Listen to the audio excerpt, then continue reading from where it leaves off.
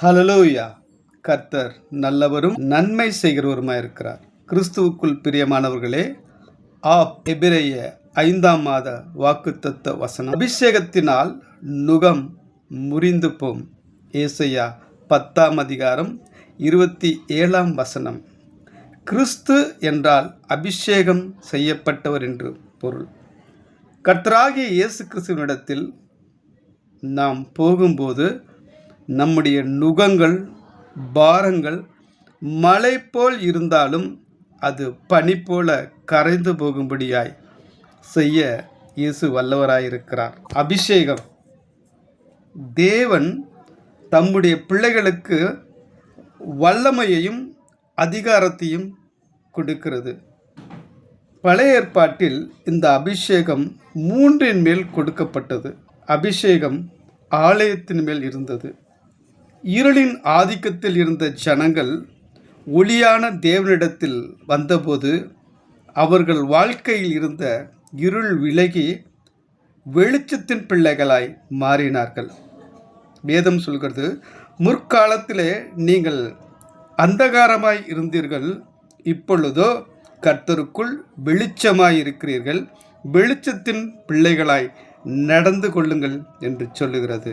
எபேசியர் 5ஆம் அதிகாரம் 8ஆம் வசனம். 2வது அபிஷேகம் ஆசாரியர்கள் மேல் இருந்தது. சங்கீதம் 133 2-3 வசனங்களை வாசிக்கும்போது அது ஆரோனுடைய சிரசின் மேல் ஊற்றப்பட்டு அவருடைய தாடியிலே வடிகிறதும் அவருடைய அங்கிகளின் மேல் இறங்குறதுமான நல்ல தைலத்துக்கும் எர்மோன் மேலும் சியோன் பர்வதத்தின் மேலும் இறங்கும் பனிக்கு ஒப்பாயிருக்கிறது. அங்கே கர்த்தர் என்றென்றைக்கும் ஆசீர்வாதத்தையும் ஜீவனையும் கட்டளையிடுவார் என்று சொல்லப்பட்டிருக்கிறது. அப்போ ஆசாரியர் மேல் அபிஷேகம் காணப்பட்டது. காணக்கூடாத ஆவிக்குரிய உலகத்தை ஆளுகை செய்யும்படியாய் ஆசாரியர்கள் அபிஷேகம் செய்யப்பட்டார்கள். 3வது ஆசாரியர்களை கொண்டு தேவன் ராஜாக்களை அபிஷேகம் செய்தார், காண்கிற உலகத்தை ஆளுகை செய்யும்படியாக. உதாரணத்துக்கு தாவீது ராஜாவை நாம் முன்மாதிரியாக எடுத்துக்கொள்ளலாம். பழைய ஏற்பாட்டில் இந்த 3 அபிஷேகமும் ஆலயத்தின் மேலும் ஆசாரியர்கள் மேலும் ராஜாக்களின் மேலும் இருந்தது.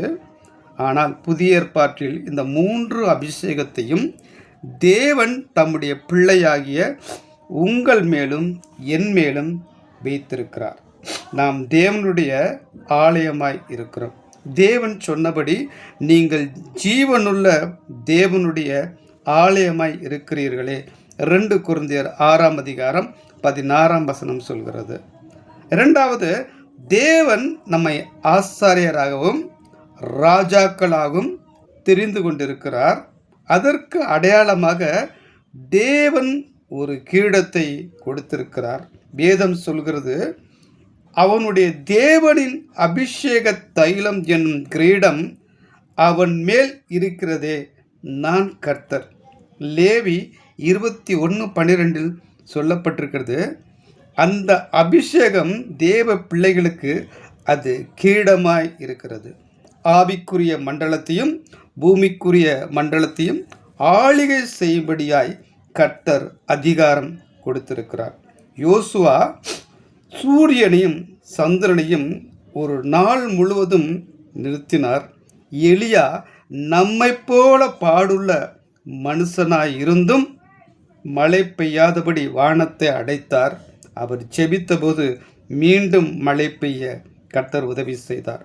பவுல் அசுத்த ஆவிகளின் மேல் அதிகாரம் கொண்டு அவைகளை மேற்கொண்டார். வேதம் சொல்கிறது, அவருடைய நாமத்தின் மேல் விசுவாசம் உள்ளவர்களாய் அவரை ஏற்றுக்கொண்டவர்கள் எத்தனை பேர்களோ அத்தனை பேர்களும் அவருடைய பிள்ளைகளாகும்படிக்கு தேவன் அதிகாரம் கொடுத்திருக்கிறார். யோவான் 1ஆம் அதிகாரம் 12ஆம் வசனம்.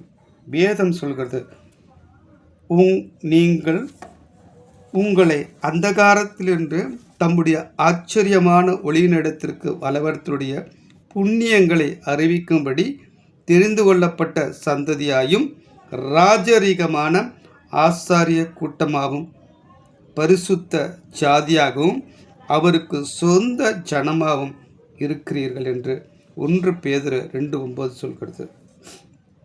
நமது அப்பா ராஜாதி ராஜாவாய் இருக்கிறார். அவர்களுடைய பிள்ளைகளாகிய நீங்களும் நான் ராஜாக்களாய் இருக்கிறோம். எந்த சூழ்நிலைகளையும் மேற்கொள்ளத்தக்க அதிகாரத்தை கர்த்தர் உங்களுக்கும் எனக்கும் கொடுத்திருக்கிறார். அந்த அபிஷேகம் நம்மை ஆளுகை செய்து வழிநடத்த அது வல்லமுடையதாய் இருக்கிறது. நீங்கள் அவராலே பெற்ற அபிஷேகம் உங்களில் நிலைத்திருக்கிறது.